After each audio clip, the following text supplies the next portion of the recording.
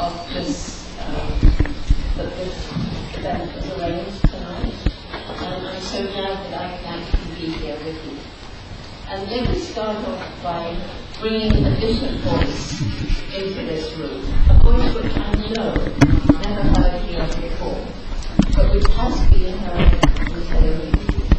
And I'm bringing it in as from the project.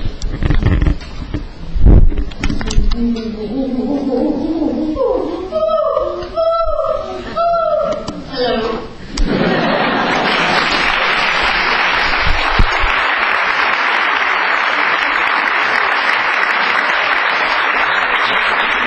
Well, I had a feeling that my talk would follow very nicely from yours. And having heard you speak, I believe that this is a very nice overlap we have hit upon. 50 years ago, I began studying chimpanzees in Goodall. That's half a century. We're still learning about these amazing chimpanzee beings. The first observations of chimpanzee intelligence that were detailed and lasted several years were made on this island in Tenerife. And I was there at the Yellow House this afternoon, looking at this sad, dilapidated building, and thinking, what a shame that the place where some incredibly important observations were made, which taught us so much about chimpanzee intelligence, how sad that it's being allowed to almost be destroyed. And let's hope that there can be sufficient political will to restore it and to create a museum that can slowly trace our gradual understanding of the fact that we humans are not the only beings on the planet with personality, with mind capable of rational thought, and above all with emotions. Wolfgang Kohler understood this. He was far ahead of his time, and he was in disagreement with people like Pavlov and Watson. But we're still learning from chimpanzees. After 50 years studying one group of chimpanzees in Africa, we still get surprises. And of course, chimpanzees are studied in different parts of Africa, and everywhere we're learning new things about them. It's very clear that chimpanzees, in a way, have served as ambassadors from the rest of the animals to the human animal.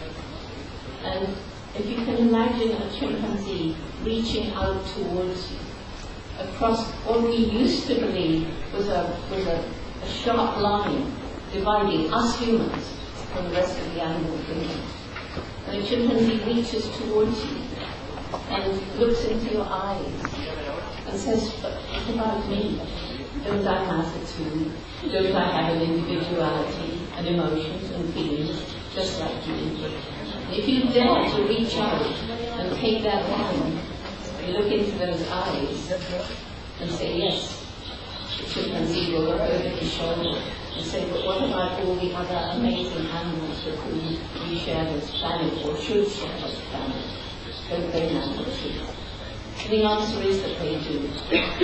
And how sad then to find that all over the world, the wilderness areas are decreasing, and as we've just been listening and hearing about, biodiversity is decreasing all the time with the extinction of species. The great forests are going, and in their place we get increasing desertification, terrible soil erosion, the loss of soil from dried out farmlands. We see the shrinking water supplies around the world. We find that the wetlands are disappearing and being drained. We find that the prairies are turning into dust bowl. And everywhere there is the human suffering. Everywhere around the planet, even in the wealthiest nations, there are pockets of terrible poverty. And in many parts of the developing world, people live with and sometimes not even one good meal a day. So there is a tremendously unequal distribution of wealth. There's a tremendous selfishness where our species is put above other species, But individual humans and individual groups of humans put themselves above other groups of humans, and those other groups put themselves above others. So we've got this planet into a mess. And you demonstrated beautifully with your slides the mess that this planet is in. Even Gombe National Park, this place where we still study chimpanzees 50 years later, even Gombe, the chimpanzees of Gombe, are in danger of extinction. It was in 1994 that I flew over the whole area in a small plane. And looking down, I could see that, yes, the Gombe National Park is tiny, it's only 30 square miles. And it's a rich green oasis of verdant forest. But outside that tiny national park, all the trees had gone. I knew there was some deforestation. I hadn't realized it was almost total. Looking down from my plane, I thought to myself, how can we even try to save these famous chimpanzees when there are so many people living around the park who are struggling to survive? And quite clearly, there were more people living there than the land could possibly support. So this led to a program which I mentioned presently called Take Care, T-A-C-A-R-E, Take Care. And it's because of the realization that unless the people living around the wilderness area are persuaded to become partners and not competitors with the main wilderness, then conservation can never work.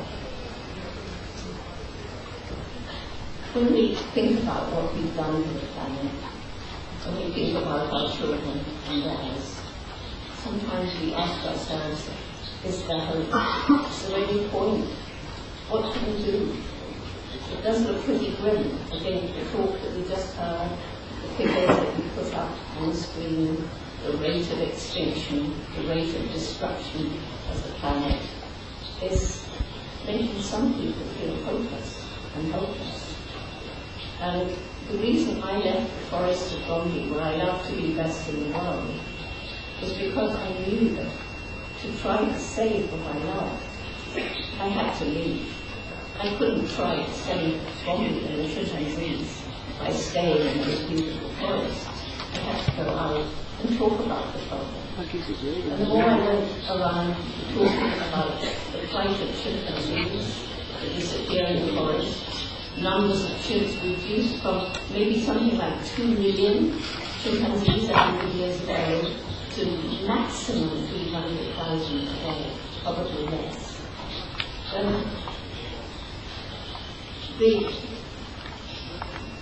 The plight of chimpanzees and other creatures is enough to make us feel hopeless. The question comes up here. We know that chimpanzees are more like us than any other living creature. If there was time, I could tell you stories about chimpanzee intellect, which you can read in The Mentality of Apes by Kohler, but also in books that I've written about the Gombe chimpanzees and the other people from across Africa have learned about these amazing relatives of ours. But there's also a big difference. And I think the biggest difference between chimpanzees and any other non-human animals and ourselves is this explosive development of the human intellect. I mean, chimpanzees are capable of intellectual feats that we used to consider unique to humans. But it doesn't make any sense to compare even the brightest of chimpanzees, although Sultan, for example, with a normal human being, let alone an Einstein. So this explosive development of the intellect, which I personally believe is probably something to do with the fact that we, at some time in our evolution, developed this sophisticated way of communication with words, so that we can talk about things, we can discuss, we can learn from the past, we can make plans for the future. And of course we have not only the spoken word now, but the written word and now the electronic word. And so with this leading to our explosive intellect, how come that this most intelligent creature ever to walk planet Earth is destroying its only home. We are destroying our only home. And I believe it's because we've lost something which perhaps the indigenous people used to have, something called wisdom. The wisdom which meant that when you make a decision, you ask yourself, how does the decision I make today affect future generations? But today, so often decisions are based on how will this affect me now? How will this affect the next shareholders? My next political campaign. These are the kind of criteria on which we are basing our lives. You often hear a saying, which we do in England and America, which says, we haven't inherited this planet from our parents, we borrowed it from our children. But when you borrow, you plan to pay back. We've been stealing, stealing, and stealing from our children. Not because we don't love our children, but because we seem to have we seem to be schizophrenic, like a split brain. And on the one hand, it's how can I best live now? And yet we do care about our children, despite making a decision. For example, the president of a large agro business might decide to spray a certain pesticide over huge areas of farmland, knowing that it can cause cancer. These are the kind of decisions that are made all the time, and yet those same people who make those decisions love their children, love their families. It's very strange. I can't work it out. I'm always asking myself the question, how can this person have possibly made that decision? We've lost wisdom. So, is there really hope for the future? That's the question I'm asked most often. And I've got a very simple kind of hope for the future, based on 4 different criteria. And the first one is this extraordinary brain. And you were talking about technology and the advancement of technology. I was driving around today in a Prius car. There are incredible technologies out there which do enable us to live in ways that are in greater harmony with poor old Mother Nature. There isn't always the political will to use them. There is sometimes businesses that try to suppress a new technology because they fear for the future of their own destructive way of doing things. Nevertheless, the technology is out there. And these technologies are indeed one of the hopes for the future. But it's not just technology. You also talked about the individual and the impact of the individual on the planet. And this, I think, is tremendously important. And when people, and this is still to do with the brain, because we each have this brain, we're capable of asking questions and answering them, or trying to answer them. When people say to me, Jane, what can I do? I mean, the problems of the world are so huge. What can I, a simple individual, do to try and make a difference? Just spend a little bit of time thinking about the consequences of the small choices you make each day. What do you buy? Where did it come from? Where did it made? What do you wear? Did it involve child slave labor far away in China or India? How do you get from A to B? Could you perhaps use a bicycle or walk rather than a car? These little simple questions. And once you begin thinking about the consequences of what you do, then indeed you begin to make small changes. And it may seem a small change, but a small change multiplied by 100 people, and then 1,000 people, and then 1 million people, and eventually 1 billion people all thinking in the same way with wisdom, that's going to start leading to the kind of change that we must see on this planet if we care about the future. So the human brain, this is one tremendous advantage we have in trying to solve the problems that we really have created through the misuse of our brain. Clever technology that also is very destructive. My second reason for hope is the resilience of nature. The last book I did, Hope for Animals in the World, talks about, and it's so inspirational, it's about all these amazing people who make a decision that this particular animal species is not going to become extinct. And the Iberian lynx is one of those species that's in my book. And every single story is about a person or a group of people who will not give up. And in many cases, the animal concerned is given a whole second chance. Very resilient. And plants, also on the brink of extinction, can be given another chance. But then the most important of all, perhaps, is the ecosystem itself. Huge areas that we don't have to be destroyed, given time and have some help, can be restored. Like the yellow house, that's just a house. But we can restore it even though it's nearly gone.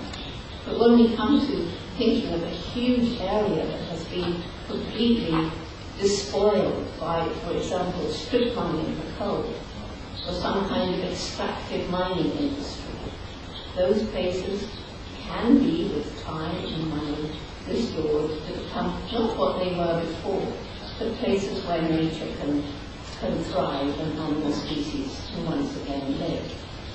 I said I would come back to the Take Care program, which developed after I flew over the Gombe National Park and surrounding areas, looking down from my plane and seeing that the hills around this little Gombe National Park were not just depleted of some trees, they were bare. There are photographs showing bare hills. And as I said, asking myself, how can we even try to save the chimps while the people are struggling to survive in this totally destroyed environment? The answer came, okay, we have to try and improve the lives of the people in an environmentally sustainable way.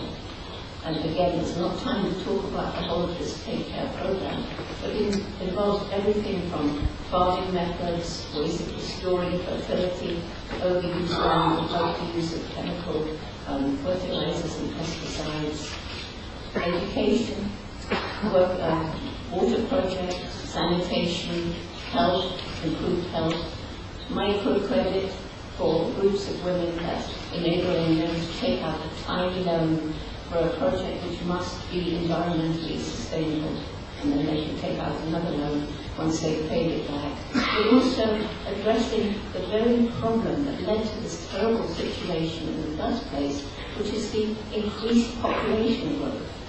So we provide family planning information, and it was well received in every single village. We're now working in 42 villages in a very wide area, and when I stood 5 years after seeing those bare hills, 5 years after we began the program, and looked at trees which by then were up to 30 feet high in a broad band all the way around the tiny national park, where animals are beginning to return, where chimpanzees have been seen. And we're now trying to extend this pattern of regrowth down in a corridor towards another chimpanzee population, so that we, in this way, may indeed save the entire population, even two populations in that area. That's just one example. That's one example of how you can work with very poor people, help them to improve their lives, and turn them from being people who resent you protecting an area of animals from their suffering into partners who understand the importance of preserving the environment, not just for your old chimpanzees and monkeys, but for our children. And it's working, so we're replicating it in other parts of Africa. And hopefully soon, with the help of the World Bank, the European Union, we may be able to replicate this program in other countries as well, everywhere where there are wilderness areas surrounded by poverty. So this is a huge reason for hope, the resilience of nature, if we give her a chance. The third reason for hope, and this is something I'm so passionate about, is the energy, determination, passion, enthusiasm, and sometimes courage of young people once they know what the problems are and they are empowered to take action. Our Goodall Institute, the Roots and Shoots program, began in Tanzania 20 years ago. It's now in more than 120 countries. It began with 12 high school students sitting on my veranda, and we were talking about all that was wrong with the world. And they said, well, the government doesn't do anything about it. And I said, well, why don't you start doing something about it yourself? Don't just blame the government. What about you? How are you interacting with the world around you? So that led to this program where every group of young people chooses 3 kinds of projects to make the world a better place. One to help people, one to help animals, including domestic animals, and one to help the environment. And running through the theme of let's learn to live in peace and harmony, not just with each other, we have a long way to go, but also with the natural world. We have a long way to go there too. But young people get it. We now have Roots and Shoots members from little kindergarten children right through university, with more and more adults wanting to take part. Goodall in Spain, we have our 2 representatives sitting in the front here. We have Fede and we have Goodall. And Fede is working to develop the Roots and Shoots program within Spain, and very soon it's going to start growing in Tenerife, and hopefully other Canary Islands as well. Coram is working especially on protection of chimpanzees and studying of chimpanzees in Senegal, in West Africa, which is tremendously important. So before the end, I hope you will stand up and show everybody your faces so that they know who you are, because we'll see them again.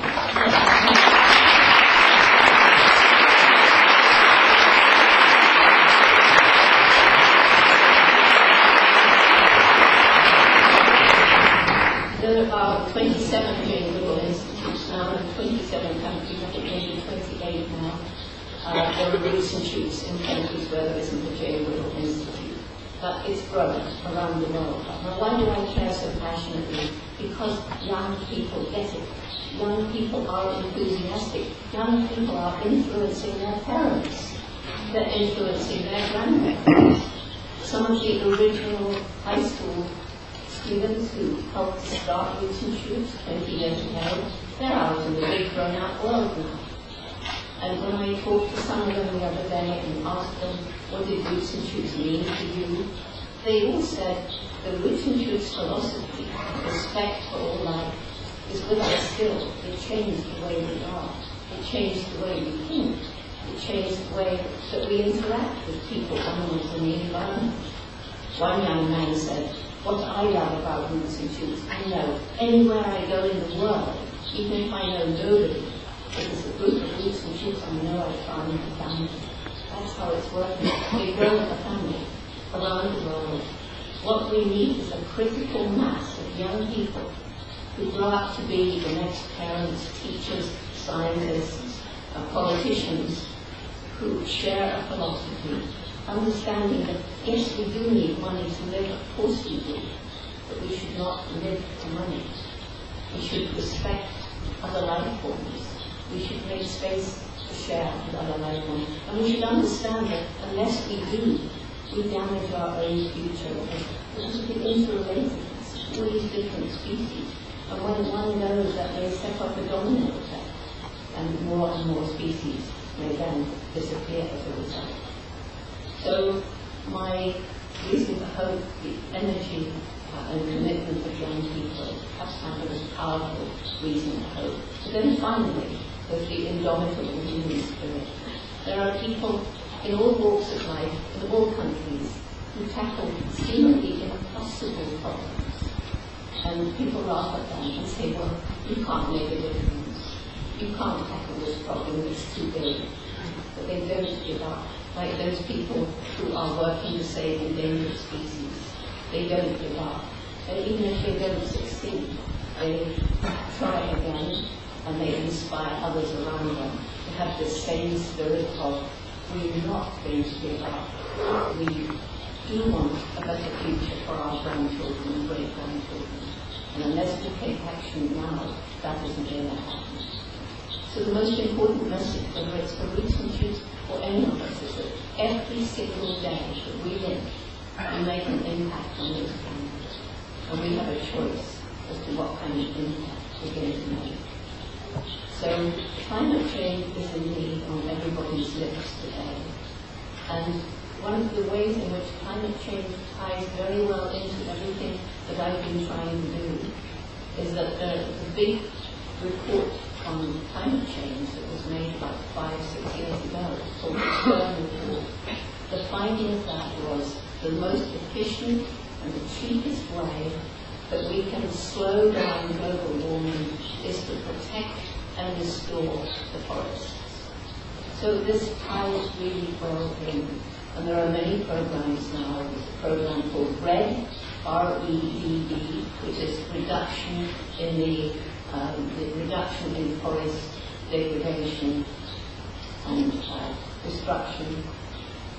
REDD. We have a big grant from the Norwegian government helping us to work on more and more communities around Norway. And the basis of this is, if you don't cut down your trees, we will take money from the people who are emitting this CO2 and give it to you to look after your trees. So the people who create the greenhouse gases are now paying to keep trees or to restore trees, which will help to absorb CO2 from the atmosphere. It's a little bit complicated, but I think it can be very, very efficient. So there is hope, but there's no hope unless each one of us gets involved. So thank you for the opportunity for me to come and speak to you this evening, and I really hope that a lot of you will join us. Dr. Anna in Spain is doing fantastic work.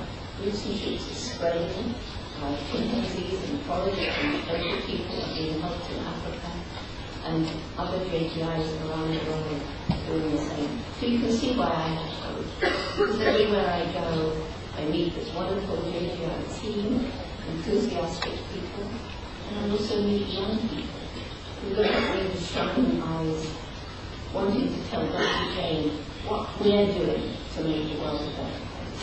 So thank you.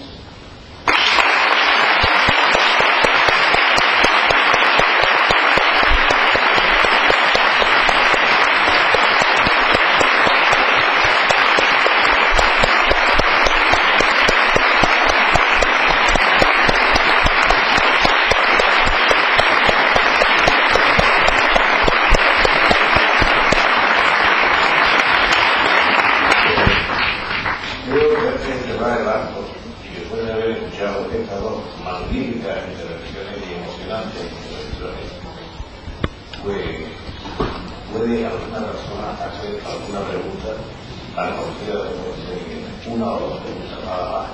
Porque ahora ya es tarde y quisiéramos de alguna manera tener temas que intentar también que la señora Goodall tiene ya propia dentro de sí de una forma muy dura, y aunque tiene una salud de hierro, un trabajo de punto global y un enorme entusiasmo y capacidad de trabajo.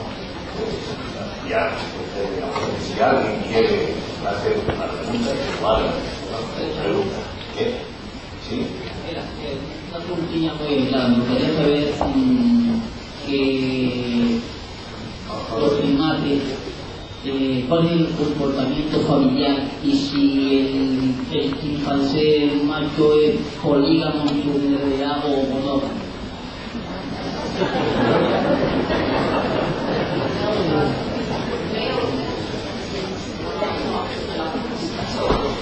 I'm not so sure that most males are monogamous either. But anyway, when a female is sexually attractive, she may be mated by most or all of the males in her community.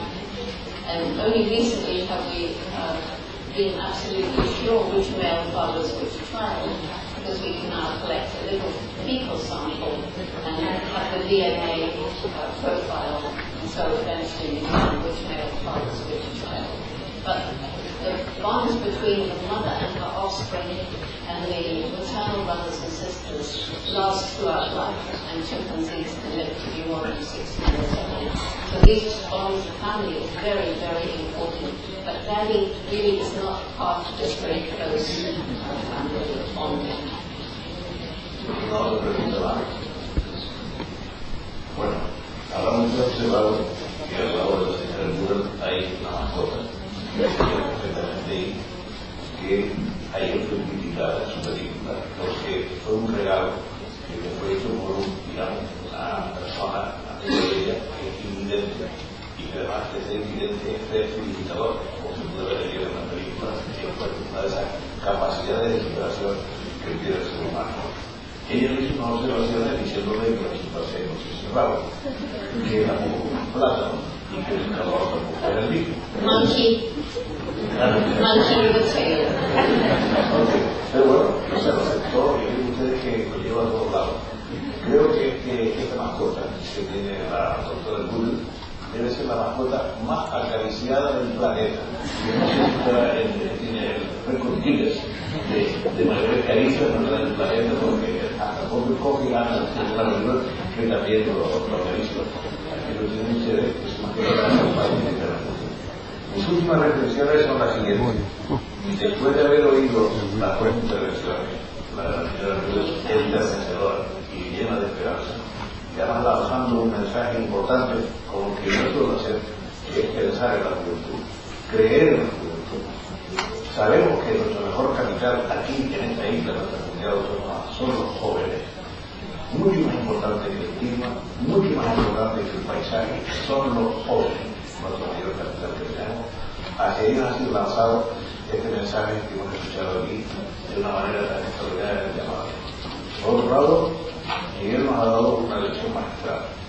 Una lección magistral ha hecho una especie de disección de la realidad del planeta del futuro.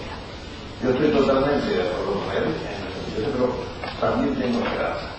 Y por eso sigo, digamos, en estos momentos luchando porque en esta isla, en esta comunidad autónoma, en donde tenemos una enorme diversidad biológica, como unos puntos calientes de la Unión Europea, por ejemplo, no se siguen destruyendo especies, ni se descataloguen especies que están protegidas, no se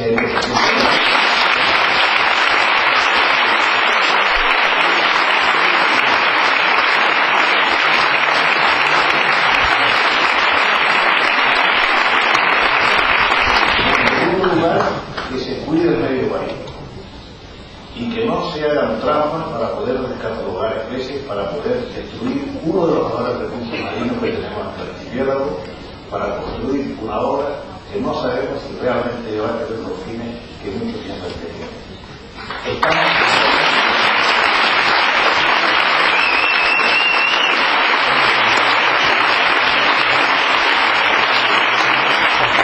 Y en tercer lugar, seguir luchando por sensibilizar a la gente, por educar a nuestra gente y de alguna forma rescatar seriamente la educación ambiental como uno de los objetivos culturales más importantes que prácticamente traspasan todo el intelecto humano, que va desde la ética hasta la estética y que prácticamente en todas las intervenciones del pensamiento humano siempre tiene que ver algún problema dedicado a un momento dedicado a pensar en la educación. No se pueden adquirir recursos en la educación, no se pueden adquirir recursos, ni en la cultura, porque perder educación y perder cultura es ir hacia atrás y no es el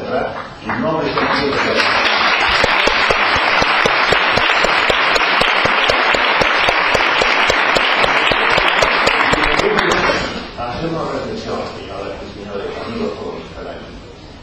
Ustedes han tenido el privilegio de venir esta noche aquí a dos personalidades extraordinariamente importantes. Evidentemente, la doctora Goodall es una autoridad universal, la científica más conocida del mundo, reconocida. Miguel Delibes es un hombre de prestigio que ha dedicado mayor parte de su vida a la investigación científica, un biólogo formado en el Inglés que de casa le viene al lado porque heredó de su padre de alguna forma lo que en su vida fue, o que fue uno de los grandes pioneros en la movimiento de la. El problema que se planteó es: ¿han visto ustedes en esta época electoral que nuestros futuros representantes hayan planteado, digamos, unos problemas con la profundidad y con el conocimiento que hemos escuchado esta noche aquí? Probablemente no. Y eso nos va. Piensen a la hora de colocar su voto